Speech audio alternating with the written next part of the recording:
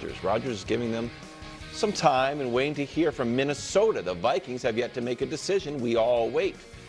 Joining us right now is Jeff Schwartz, who did great yesterday in for Brew. But Nick, we'll start with you. Your reaction to Diana's reporting.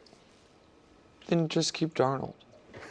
If you are this nervous about J.J. McCarthy or unsure or tentative about is he going to be healthy or whatever, then just run it back with Sam Darnold. Diana's one of maybe just 2 or 3 reporters that could send out this tweet that I wouldn't just dismiss it because I find it so ridiculous. Like I trust her reporting so much that it is just making me think the Vikings are, maybe just having a moment of temporary anxiety about, oh man, like we're really just going to turn it over to this kid when we just, like you've been saying, won 14 games. Like Sam Darnold is 15 years younger than Aaron Rodgers and better than him at this point.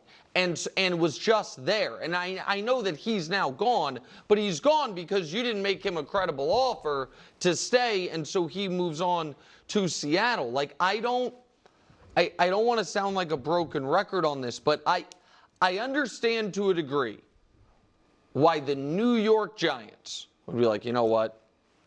Whatever it takes to get Aaron Rodgers. Because everyone there is worried they're getting fired. They might think we're not going to be able to draft a quarterback, or we just simply don't believe in the quarterbacks that we think could be available. Screw it, let's do it. I don't understand why any of the other teams that have been connected to him would be bending over backwards or pausing their offseason for him. I don't get that. There is no why that makes sense, because the 2 whys would be, as you mentioned, McCarthy's not ready to play football yet. But you have to have him play this year because you have to know what you have in him.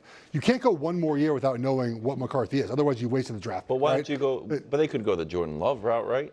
They could, but that's very rare. Like, that's happened once, Jordan Love. Like, that's one time. And I guess before that, it was Aaron Rodgers for 3 years. But only one organization that worked, right? And you have a roster that's good, a roster to win now. And maybe that's what they want. They want to win now. But I would argue that the roster's young enough where win now is 3, 4, 5 years down the line. The window's not 1 year win, break it all down. The window is, okay, we just got a bunch of free agents that are good. We have young players on big contracts. And you can afford those young players if McCarthy's making the minimum as a quarterback. It makes it harder to afford those guys with Rodgers for a single year. And then next year, if you don't win a championship, you're back to where you are now, which is we haven't played McCarthy. We don't know what we have in McCarthy. Do we need another quarterback again? So I think you play McCarthy. Now, if he's not healthy, we don't know that quite yet. But that's why the why of why they're waiting so long. The internal struggle must be between McCarthy and O'Connell and the GM, because otherwise it'd be an easy no, right? Someone has a no, someone has a yes. You've had weeks to figure this out. Rodgers was known to be cut 3 weeks ago. So the why is the thing that I don't understand, and what the internal battle is in Minnesota, we don't really know. Okay. Why? Listen, I'm recording this on Friday. It's posting on Saturday for all I know, and I hope there's no decision made yet. But I'm going to post this like Saturday morning. But I feel validated, honestly, because I've been with the Minnesota Vikings fans, since last summer, saying how great this team was going to be with Sam Darnold and all of that. There was a lot of synergy there, and I predicted that Sam Darnold was going to have a ton of success and they were going to be true contenders. I mean, I was making videos back in May of last summer, or even earlier than that. And I even said Sam Darnold's going to start over J.J. McCarthy, et cetera, et cetera. And they won 14 games and all of this. And then after that all ended, I was like, listen, if I think that they're going to want to keep Sam Darnold, and I think there's some hesitation with J.J. McCarthy. This team is so good right now. You don't want to just put in some young 22-year-old quarterback who has taken more time off of football than he ever has in his entire life. And now he's got to enter the NFL. And that's hard. And I got so much pushback from Vikings fans, and then because then Colin floated the idea, the Vikings aren't really interested in Sam Darnold, they're just trying to help him out. And then I started kind of combating with Vikings fans, and I'm just like, guys, like I'm on your side here, I'm not being a hater here or anything like that. And I kept saying, like, there's no way. I'm telling you that the Vikings are genuinely a little hesitant with this team. This team is so good, they're hesitant to just throw JJ in there. And people are like, well, JJ is going to have a great season, this, that, and third, Kevin O'Connell. And I'm like, we can say that, but it's not a guarantee. What more is a guarantee is that we know this roster is legit, and that if you have a veteran quarterback, a quarterback who knows how to run an offense and play high-level football, situational football, and who doesn't have to go through the learning curves of being a rookie, things that even Jaden Daniels had to go through, who had the best rookie season, CJ Stroud, who had, one of the also best rookie seasons, like that, that you can legitimately win now. And so, yeah, that is the benefit of having like a Sam Darnold, or heck, even an Aaron Rodgers. Like, it's a real thing, and it's a hard sell. And this is what I also said, that it was a hard sell to the Justin Jeffersons of the team, being like, we won 14 games. We're so close. We can ball out. Yeah, we faltered at the finish line, but we are so close. We got even better. But here, we're going to throw in essentially a rookie quarterback who's 22 years old. Remember, Jaden Daniels and Bo Nix, these guys were older even. We're going to throw this guy in. He hasn't played football in months, literally months. He hasn't been able to be developed throughout this offseason, so it's not really like he was sitting and learning, because he wasn't even able to practice. He did need multiple procedures. Like, it's a thing, and it's got the potential to definitely frustrate the team. You as a coach, as a GM, as an owner, etc., are to put together a team that gives your team the best chance to win. They're not there to kind of just, figure out, can JJ McCarthy be the guy? And I get it. You drafted him and you want him to be the guy, but the way this roster was constructed, and because of the injuries, it's one thing if they sat him for the season and they saw him continue to ball in practice, and now without a shadow of a doubt, this dude is ready. Let's go. They don't have that. They just don't. And so, yeah, there are. And so he's saying, oh, there must be a yes and there must be a no right now, and that's why they haven't made their decision yet. No, I disagree. They might just be continuing to just go through the pros and cons of, like, what do we do here? We have a roster that truly can win. If we have a quarterback who's going to minimize mistakes and play B+ football, we have a real chance to win it all. Like, that's what this roster is. You don't need a superhero quarterback. You just need someone who knows how to truly run. There's going to be so much learning. You realize with Kevin O'Connell and JJ McCarthy throughout the season, there's going to be so much back and forth development and learning, and being like, hey, you made a mistake here. You got to do this. You got to do that. And like, this roster just doesn't have the time for that right now. And we can say, oh, well, this roster, the way it's constructed, they're set up to win, for the next 2, 3, 4, 5 years. Like, bro, that is no guarantee at all. We know that. Just look at the Detroit Lions. Look at the Rams. We can look at a lot of these other teams where it's just like, you don't know that for sure. You don't know that. The Bills, the Ravens, the Bengals, you don't know that. You don't know that. And so you do. What we do know is that this team won 14 games with Sam Darnold. These were not fluky wins. These were not misleading wins. This was high-level football with high-level, roster, quarterback, coaching on both sides of the ball. Kevin O'Connell, Brian Flores, both sides of the ball. This roster now got even better, and we could say JJ McCarthy would flourish and would have a lot of success. I do think he will have success. I really, really do. But I am also 1,000% confident he will also have some bad moments and will struggle and might not be the best quarterback to maximize this roster in 2025 today. Those are different conversations to have. They just are, we can't take for granted when you're a quarterback. It really is so much body and mind, intelligence and strength. And there is an undeniable benefit to having a quarterback who is an absolute bona fide seasoned veteran who just knows without a shadow of a doubt how to run an offense. The best example of this, honestly, most recently, was watching Russell Wilson and Justin Fields. They both, at this point of their careers, Justin Fields is just like, kind of like, I don't know, is he good? Is he not?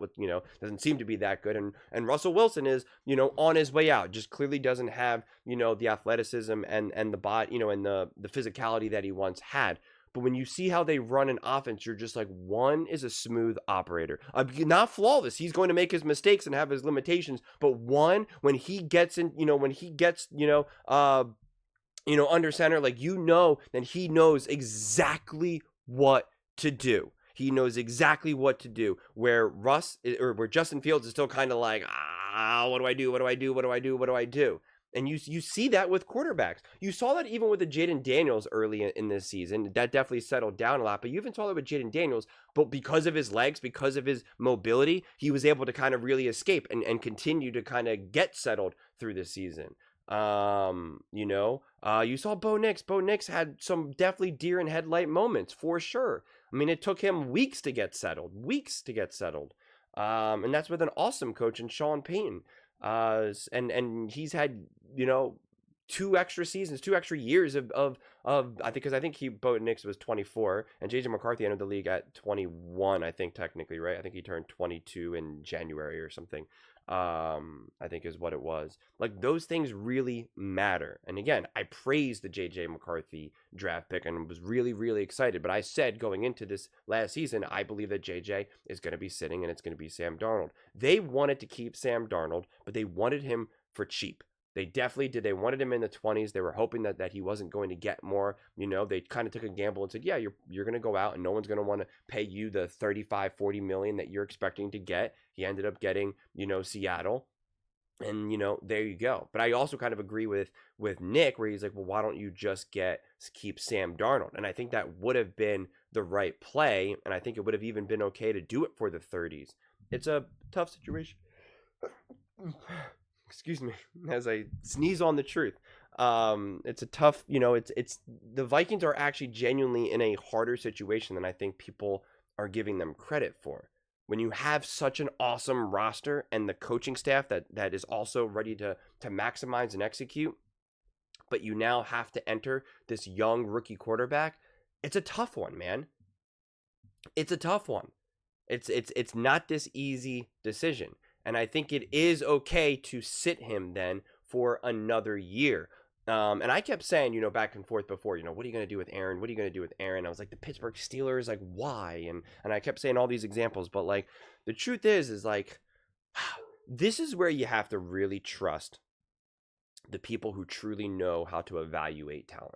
Because I do think Aaron Rodgers is better than what he looked like with the New York Jets. Not only did he get better as the season went on, but again, he took an entire year off because of his recovering with his injury. It takes a while for that injury to, even though you're fully recovered, you're still not like football recovered because you weren't actually playing live football games. So that is going to take time. And that is where you actually really have to trust. You got to, like, I'm sure someone like a Kevin O'Connell and anyone else who parted the Vikings are probably potentially poring over tape of what Aaron Rodgers looked like last season to be like, okay, like, is there enough physicality there, the physical skill set? We know mentally the dude knows how to run an offense way better than any other quarterback, better, there's 1 or 2 other quarterbacks that are going to be up there with him in terms of how to actually run and execute an offense.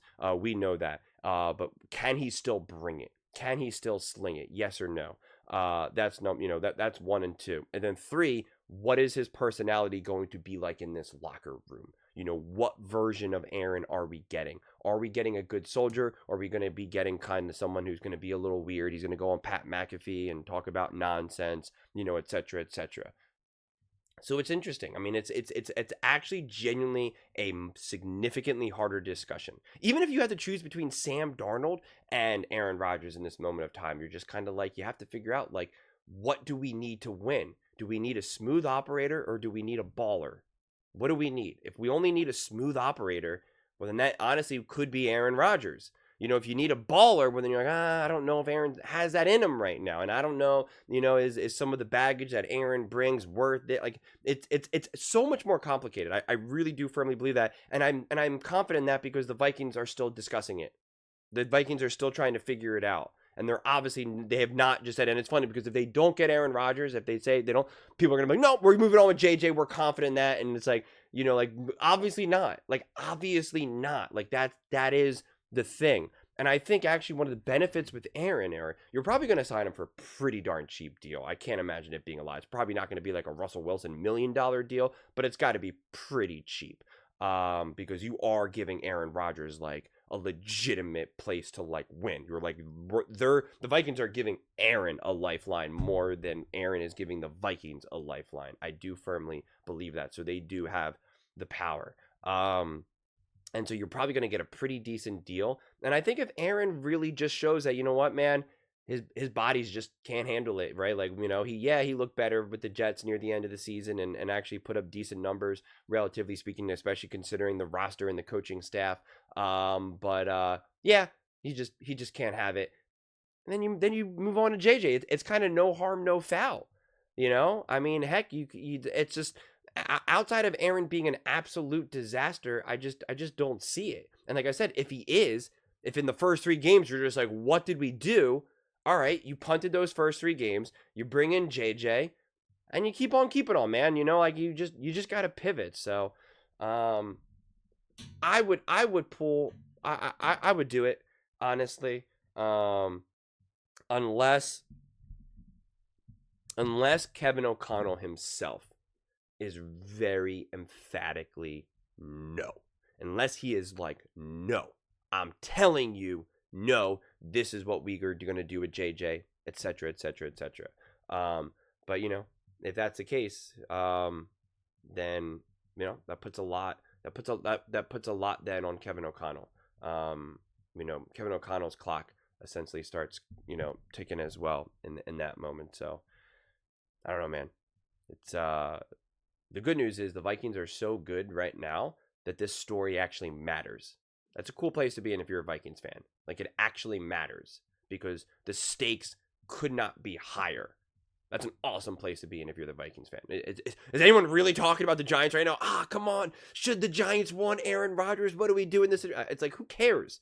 Seriously, like, who cares? I haven't made a single video, should Aaron Rodgers go to the Giants? Because, like, it doesn't matter. I'm like, who cares? If he goes to the Giants, like, okay, great. And if the Giants pass on him, it's like, okay, great. Like, who cares? Who cares?